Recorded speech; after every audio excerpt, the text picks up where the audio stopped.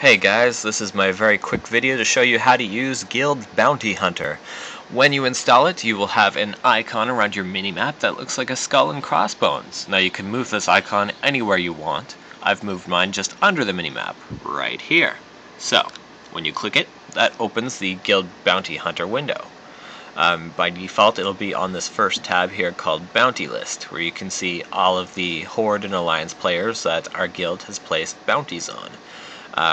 Each name on the list represents one hit or kill that's been registered on them. So if you see multiple entries of the same name, it means that every time they get killed, someone will claim one of these bounties. You don't get all the bounties for killing them one time.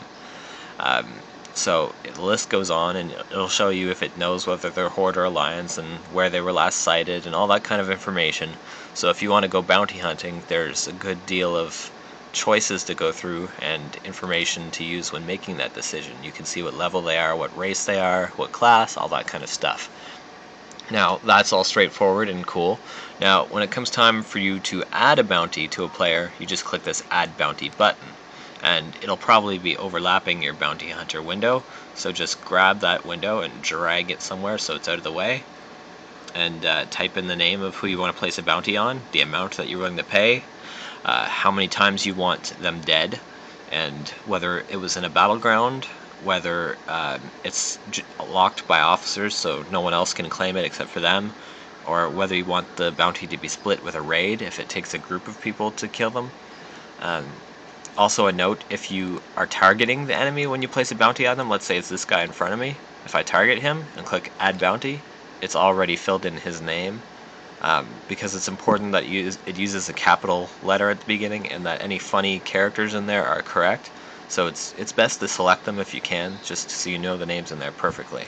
Now, to place a bounty, you have to have gold that you've built up as I believe it's pronounced a largus, and that translates as gift. So this is kind of a gratuity that the guild has given you for your actions in the guild, whether they be positive in the community or contributing to the vault, so on and so forth. It's not a specific set exchange. It's kind of just a, hey, here, you've built up this kind of amount, a vague amount over time, so it can change depending on what you do. If you withdraw stuff from the bank, it'll probably go down. If you deposit to the bank, it'll go up.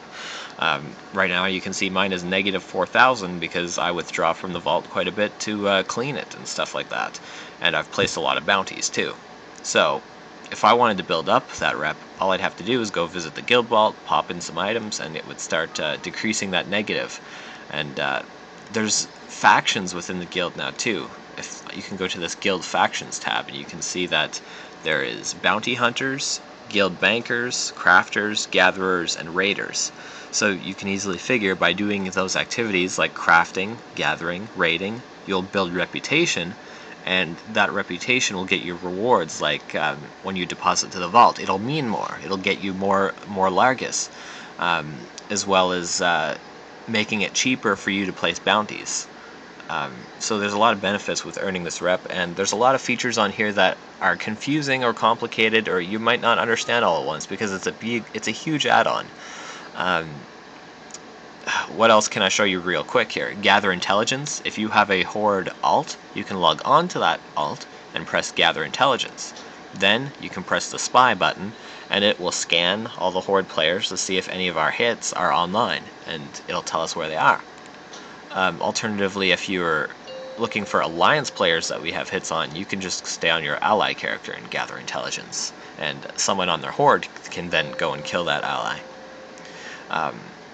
Other than that, you can see the guild balance report by clicking this gold coin button, and you can see what kind of balance different guildies have. You can sort by negative or positive, and you can see who has built up their largus or largus, or however it's pronounced.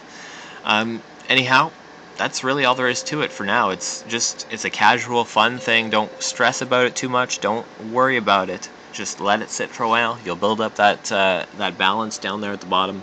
And then, once you do have that balance, you can use it for some fun.